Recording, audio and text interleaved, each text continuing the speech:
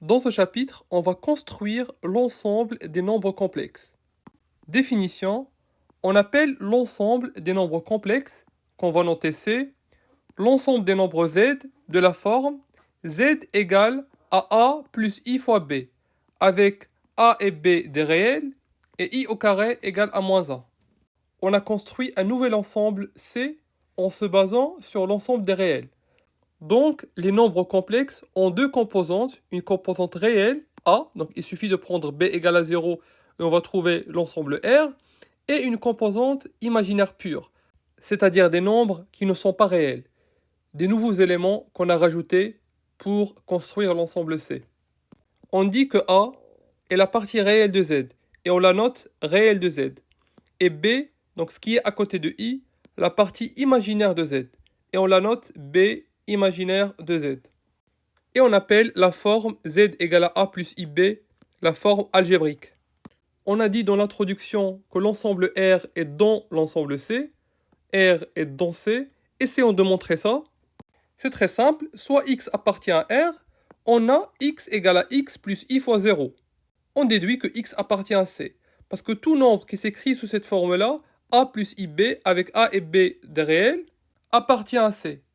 On déduit que R est dans C, parce qu'on a pris un élément quelconque dans R et on a montré qu'il appartient à C.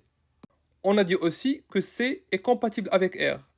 En l'occurrence, quel que soit Z et Z' appartiennent à C, Z plus Z' appartient à C, Z moins Z', Z fois Z', et aussi le ratio Z sur Z', si Z' est différent de 0, doivent appartenir à C.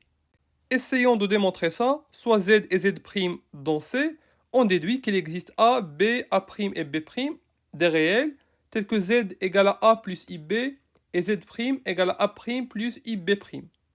Tout nombre complexe s'écrit sous cette forme-là.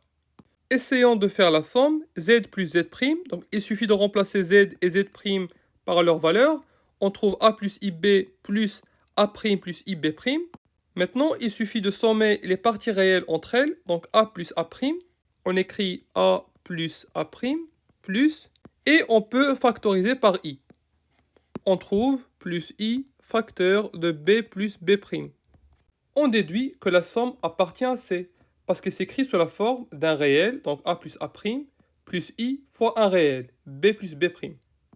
Passons maintenant à Z moins Z', donc Z moins Z', il suffit de remplacer. Après, on aura à la fin A moins A', plus, on factorise par I, B moins B', appartient aussi à C. Passons maintenant au produit, donc on remplace. Il suffit maintenant de développer. On aura A fois A', donc j'écris A fois A'. Après A multiplié par I fois B', donc on garde I et on multiplie A par B', plus. Maintenant, on multiplie IB fois A', donc on aura IB fois A', plus, et il nous reste IB fois IB'. Donc on aura I au carré, B fois B'.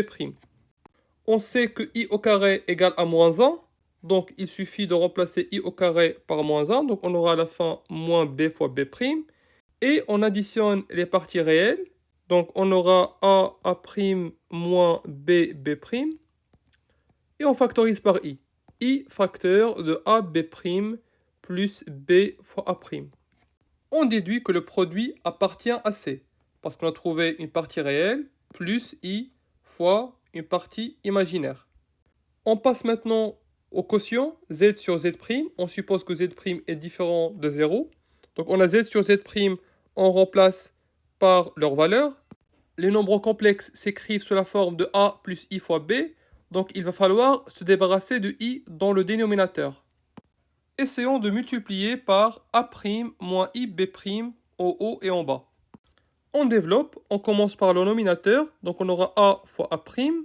Après, on multiplie A par moins IB', donc on aura moins IA fois B', plus IB fois A'. Donc si on multiplie IB fois A', et on aura à la fin I fois moins IB'. Donc on aura moins I au carré B fois B'. Passons maintenant au dénominateur. Donc on aura A' fois A'. Donc A' au carré.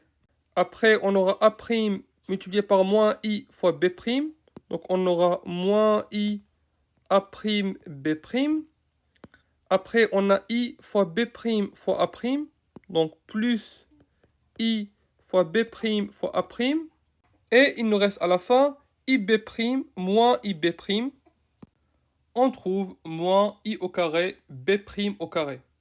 On sait que I au carré égale à moins 1, donc on peut les remplacer.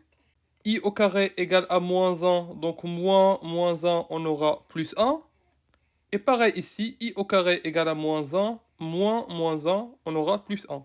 Maintenant, on remarque qu'on a moins I A'B' plus I A'B'. Donc si on factorise par I, on va trouver A'B' moins A'B'. Les deux vont s'annuler. On déduit que le ratio égale AA' plus BB'. Donc si on fait la somme des parties réelles, plus I, je factorise par I, BA' moins AB'. Divisé par, donc les I vont disparaître, et on aura à la fin A' au carré plus B' au carré. On trouve, en divisant la formule en deux parties, donc une partie réelle plus I, une partie imaginaire. Tout simplement parce qu'on s'est débarrassé de I au dénominateur. On déduit que le ratio appartient à C.